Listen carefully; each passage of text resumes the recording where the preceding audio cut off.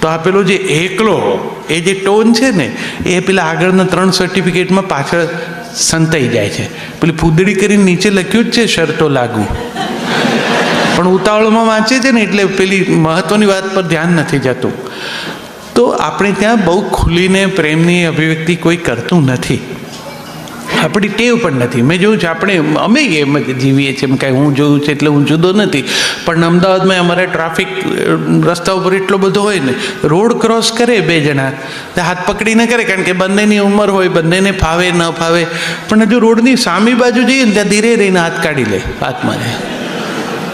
આપણે એમ લાગે કે કોકના ને આપણે ક્રોસ કરાવ્યો, આ તો આપણા જ છે. એટલે ઘરની પત્ની કે ઘરના પતિનો હાથ પકડીને પણ ટ્રાફિકમાંથી બહાર નીકળ્યા પછી ધીરે રહીને હાથ સરકાવીને છોડાવી લેવાની પાછળ હેતુ બીજો કંઈ નથી, એક સંકોચ છે. મૂળ આપણી આમન્યાઓ, આપણા સંસ્કાર પરંપરાઓ એણે આપણને એટલું બધું બંધનમાં રાખ્યા છે અભિવ્યક્તિની બાબતમાં કે કેટલાકમાં આપણે આજે પણ એ જ રીતે રહીએ છીએ. એક આખો લાંબો સમય પ્રજા એવી રીતે જીવી છે કે જે ઘરમાંથી પતિ પત્ની સાથે બહાર નહોતા જઈ શકતા. પતિ સાયકલ લઈને પહેલાં નાકે જઈને ઊભો રહે અને પછી પત્ની મંદિરે જઉં છું એમ કહીને આવે અને 2 જણા બહાર મળે, પોતે એકબીજાનો હસબન્ડ વાઈફ. આમ કોકના બૈરાને લઈ જવાની વાત નથી, આ પોતાની જ વાત. આખો એક પ્રકારની એવી સામાજિક માનસિકતા વચ્ચે આપણી એક આખી પેઢીએ જિંદગી પસાર કરી છે. એટલે એને કદાચ શરૂઆતમાં આ નવું જે બધું હવે આવ્યું છે એનો આંચકો જબરદસ્ત લાગે, એ ગળે ન ઉતરી શકે, સ્વીકારમાં ન આવી શકે આ આખી વાત. તે જમાનામાં હનીમૂનને નહોતું જવાતું, બધા જાત્રાએ જ જતા હતા. એ આજે પણ કેટલાય પરિવારમાં એવું છે કે દાદા ઘરની બહાર નીકળે તો એમણે મંદિરે જ જવાનું હોય. દાદા બગીચામાં ન જઈ શકે, દાદાએ શું કામ મંદિરે જ જવું પડે? પણ દાદા થઈ ગયા છો, તમારી એક એજ નક્કી થઈ છે, હવે તમારે આમ જ જીવવાનું, એવી એક ફ્રેમ બની છે. એ ફ્રેમમાં જીવવાનું બંધન થઈ જાય. માણસની વૃત્તિઓ, ઈચ્છાઓ, એને કોઈ ઉંમર નથી નડતી હોતી. તો કેટલીક વસ્તુ સોસાયટી હવે લિબરલ થઈ છે ત્યારે દાંપત્યને પ્રસન્ન રાખવા માટેની ઘણી શક્યતાઓ છે.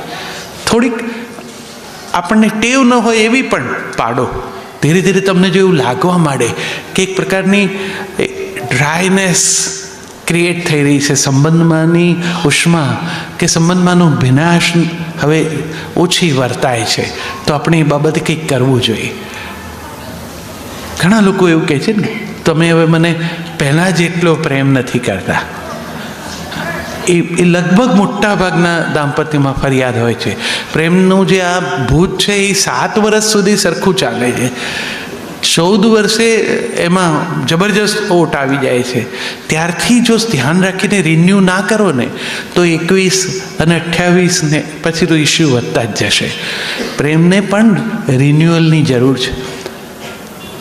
એક લેખક છે એરિક ફ્રોમ, એનું એક પુસ્તક છે આર્ટ ઓફ લવિંગ, એમાં એણે કહ્યું છે કે સમયાંતરે તમારી પ્રિયના કાનમાં કીધા કરો કે હું તને ચાહું છું. પત્નીએ પતિને ને પતિએ પત્નીને કહેવું જોઈએ. એ કોઈ દેખાડો નથી, એ કોઈ દંભ નથી, એ એશ્યોરન્સ છે. આઈ કેર. જે પહેલાં તમે ઓફિસ જવા નીકળતા હતા ને તમને પેન ને પર્સ ને ચશ્મા અને રૂમાલ ને ઘડિયાળ આપતી હતી, એ જ હવે નિવૃત્તિ પછી ડાયાબિટીસની દવા લીધી, બ્લડ પ્રેશરની જતી ના રહે, ધ્યાન રાખજો, તમે પાછા ભૂલી જાઓ છો. બહાર જાઓ ત્યારે થોડુંક કંઈક ગળ્યું જોડે રાખો, લો શુગર થઈ જાય તો. To care is to love. કાળજી પ્રેમ છે. સમય બદલાય એટલે અભિવ્યક્તિ બદલાય, ઓછી નથી થઈ જતી. આપણને વાંધો એવો લાગે છે પહેલાં જેવું નથી કરતા, પણ પહેલાં જેવા હવે આપણે છીએ પણ નહીં. આપણે પણ બદલાયા છીએ તો અભિવ્યક્તિ પણ બદલાય કે નહીં?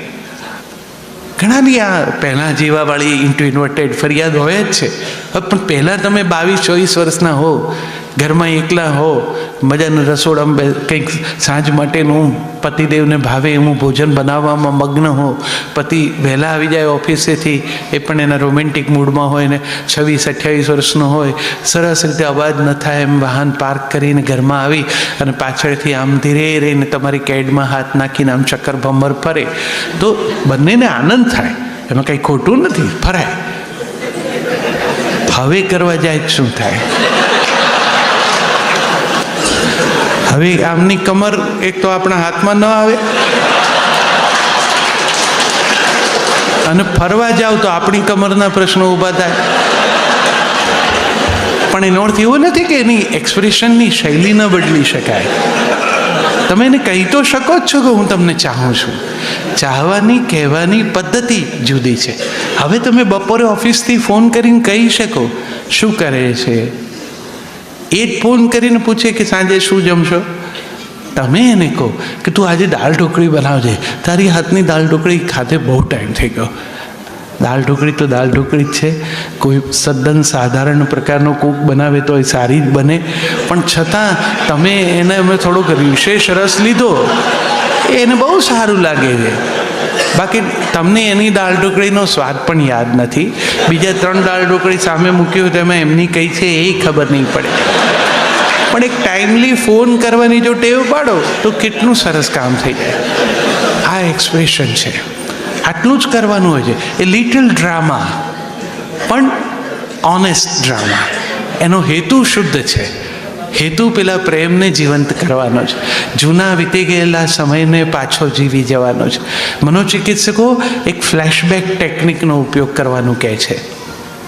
જેમના જિંદગીમાં ઇશ્યુઝ ઊભા થયા હોય એવા ઘણાને એ લોકો એવી સલાહ આપતા હોય છે. જેમની એવી ફરિયાદ હોય કે હવે પહેલાં જેવો પ્રેમ નથી રહ્યો, એમને એમ કહેતા હોય છે કે તમે પ્રેમમાં હતા ત્યારે શું કરતા હતા, બસ એ ટાઈમ પાછો જીવવાનું શરૂ કરો તો જીવન પાછું રસમય લાગશે તમને. તમે એમની રાહ જોતા હતા ને પહેલાં, હવે રાહ જુઓ ઓફિસથી આવે ત્યારે. 2 જણા સાથે ક્યાંક આંટો મારવા સાંજે નીકળતા હતા, એની અનુકૂળતા, મન, મૂડ બધું સમજી અને થોડુંક તમે પણ એડજસ્ટ થાઓ અને 2 ડગલા સાંજે જોડે ફરવા નીકળો.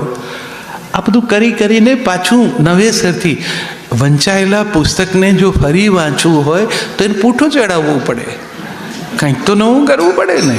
હવે આપણે એમાં બીજા પાના તો ઉમેરી શકીએ એમ છીએ નહીં, તો જે છે એને કેવી સરસ રીતે રાખીને રજૂ કરી શકે. ઘણા છોકરાઓ મમ્મી પપ્પાના લગ્નની 25મી વર્ષગાંઠ ઉજવતા હોય છે, એમને બહુ ઉત્સાહ હોય છે. 25th મેરેજ એનિવર્સરીનું હવે એક મોટું એક ઉત્સવ થયેલો છે પરિવારમાં, કે મમ્મી પપ્પાના લગ્ન વખતે જે કંઈ સિચ્યુએશન હતી એવું આપણે ઘણા તો આખી વ્યવસ્થા ફરી કરે, મમ્મી પપ્પાના લગ્ન કરાવે છોકરાઓ અને હાજર રહે ને એ રીતે મિત્રોને બધાને બોલાવે. એમના લગ્નમાં જે મૂળ હાજર હતા એ બધા ફ્રેન્ડ્સને પણ ફોન કરીને પહેલેથી ખાનગીમાં કહે કે તમે આવજો, આપણે એક સરપ્રાઈઝ પાર્ટી રાખવી છે. કેટલાક વળી ઓર્ગેનાઇઝ પાર્ટી રાખે છે. ઉજવણી કરવાનો જે ભાવ છે એ બી ઉજવણીમાં ઘણી વખત છોકરાઓ એક પ્રયોગ કરતા હોય છે, પપ્પા મમ્મીના લગ્નના ફોટોગ્રાફ્સ હોય ને એ ભેગા કરીને એનું એક સરસ કોલાજ બનાવે, વેલકમમાં ભીંત ઉપર ખાસ મૂક્યું હોય. હવે એ ફોટા પસંદ કરવા માટે મમ્મીને કહે એ લોકો કે મમ્મી તમારા મેરેજનું આલ્બમ લાવો ને, આપણે આજે બપોરે સિલેક્ટ કરી લઈએ ફોટોગ્રાફ્સ. હવે આ લગ્નનું આલ્બમ 25મે વર્ષે, પુરુષને તમે 10મા વર્ષે પૂછો ને કે ક્યાં છે આપણા લગ્નનું આલ્બમ, તો નહીં ખબર હોય. લગ્નના આલ્બમનો એક વિકાસ આલેખ એવો હોય છે કે તમે પરણો પછી થોડા દિવસ એ ડ્રોઈંગ રૂમમાં મુખ્ય ટેબલ પર હોય, જે આવે એને બધાએ કમ્પલસરી જોવું પડે. આઈસ્ક્રીમ ખાતા ખાતા દરેકને તમે કારણ વગર ગ્રુપ ફોટા આવામાં બતાડો, અને પેલો ગ્રુપ ફોટામાં પોતે નથી એ વસ્તુ જ નોંધતો હોય. હવે એ આલ્બમ ધીરે રહીને મહિનાની અંદર પત્ની એને બંધ કરી અને પોતાના કબાટમાં મૂકે ઉપલા ખાનામાં. પછી એ પછીના ખાનામાં જાય, પછી 3જા ખાનામાં જાય, છેલ્લે 4થા ખાનામાં પાનેતરની બેવડમાં પડ્યું હોય. અને ત્યાં સુધીમાં પતિ તો એને સંપૂર્ણપણે ભૂલી ગયા હોય. એ ઘટનાને જ, એને ખાલી પરણ્યો છું એ જ યાદ હોય, પેલું યાદ ન હોય. હવે દીકરી જ્યારે એમ કહે કે મમ્મી આલ્બમ કાઢ તો આપણે ફોટો સિલેક્ટ કરીએ, તો પછી પત્ની તરત જઈને ફોટો આખું આલ્બમ લઈ આવે, ટેબલ પર મૂકે, છોકરાઓ આજુબાજુ, છોકરાઓ પણ બધા 18, 20, 16, એટલે ફોટા ચાલતા જાય. આમ વાવ બ્યુટિફુલ, મમ્મી કેટલી ક્યુટ લાગે છે ને કેટલી બ્યુટિફુલ લાગે છે ને એપ્રિસિએશનના એક પછી એક સર્ટિફિકેટ મમ્મીને મળતા જાય. મમ્મી લાગતી હોય સુંદર.